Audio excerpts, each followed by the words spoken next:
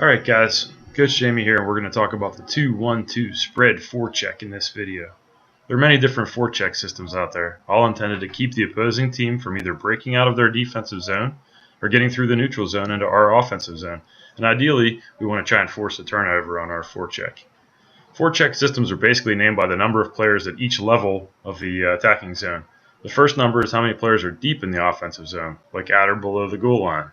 So like somewhere in this region. The second number is the number of guys mid-zone, like hash mark area to the top of the circles. So kind of like in this zone. And the third number is the number of guys high, like at the blue line. So kind of in this area. A few of these systems are the 1-4 or trap, the least aggressive with the least pressure, the 1-2-2, 1-3-1, and 2-3, which are a little bit more aggressive, and the 2-1-2 spread, which is one of the most aggressive with the most pressure. Since our team always strives to take away the opponent's time and space, to attack, to apply pressure, and force turnovers deep in the opposing team's zone, I like to use the 2-1-2 spread, one of the most aggressive options. The 2-1-2 forecheck system is really kind of simple. The F1, the player closest to the puck carrier / puck receiver, is going to attack the puck and take away the most obvious option. So our F1 is going to come outside in.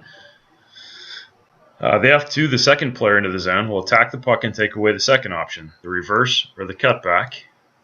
The F3, the third player into the zone, will stay high, and the defense will take the points. So in this case, we have the F1 and F2 are at the first level, so that's the 2 in the 2-1-2. The F3 is at the mid level, he's the 1 in the 2-1-3, and the defenseman are the 2 at the top, so that's the 2, so it's 2-1-2 forecheck.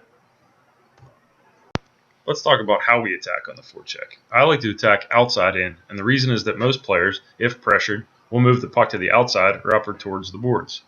So in this case, my F1 attacks, this defenseman is just logically, he's going to want to just toss this puck up the board. So if I come straight at him or come inside out, he's probably just going to take the puck and fire it up the boards and defeat our forecheck that way. On the other hand, if we attack from the outside in, we take the comfortable play away from them, and we force them instead to try and make a pass or skate up through the middle through the slot, which our F3 is waiting, and where a turnover would be deadly to them. So if we pressure outside in, this guy is really going to have no option other than to try to skate the puck up through here, or make a pass up through here where our F3 is waiting to pick it off.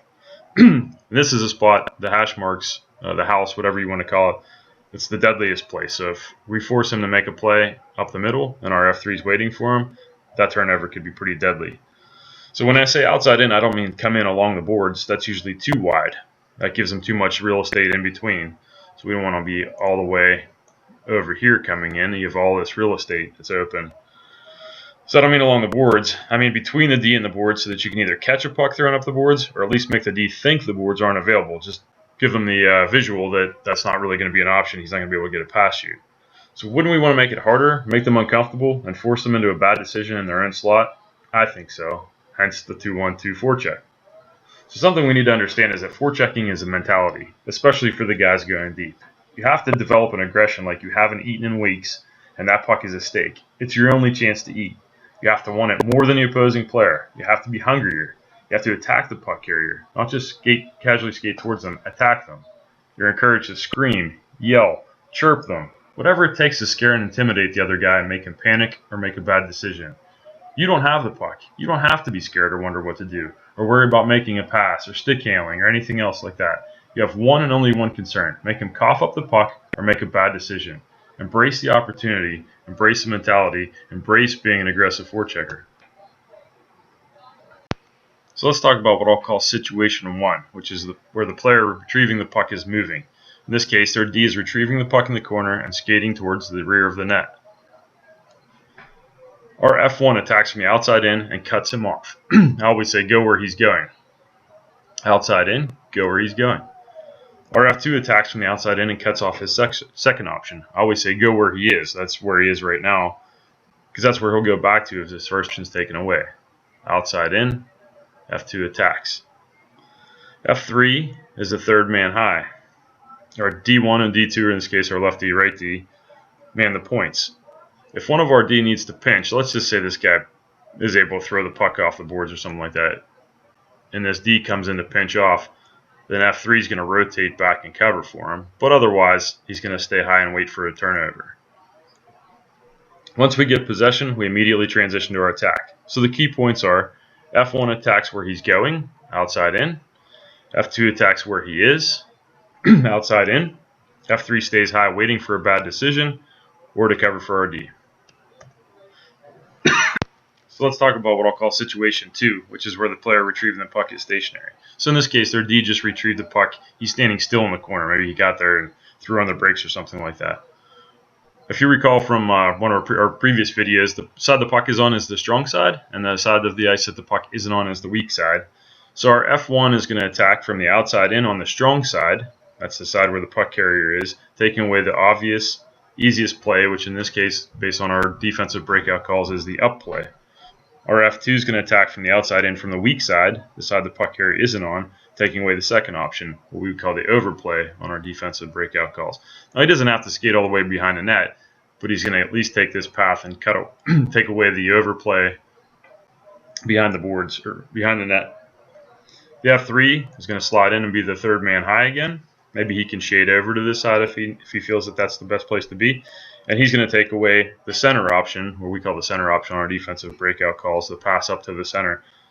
So now we have everything there covered. Our D1 and D2, or our lefty and righty in this case, take the points. And again, if for some reason this guy gets the puck up and this defenseman feels like he needs to come in and cut off that pass or retrieve it, this F3 can slide back and cover for him.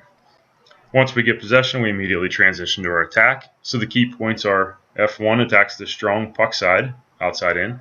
F2 attacks from the weak non-puck side, outside in. And F3 stays high waiting for the center play, a bad decision, or to cover for the D. Now there are a few drawbacks to the 2-1-2 spread that we should probably discuss.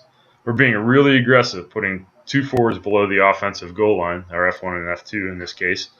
If, for some reason, they get the puck past our forecheckers, they really have a 4-on-3 coming back against us. That's an odd man rush where we are outnumbered by the attackers. In order to compensate for this aggressiveness, we have to have forecheckers that are 100% committed to back-checking as hard as they can. That is the cost of applying the pressure. We must be willing to pay that price. You have to be willing to forecheck or back-check as hard as you're willing to forecheck to make this system work properly. So in the end, a smothering forecheck is smart hockey, and that's what we're looking for from you guys.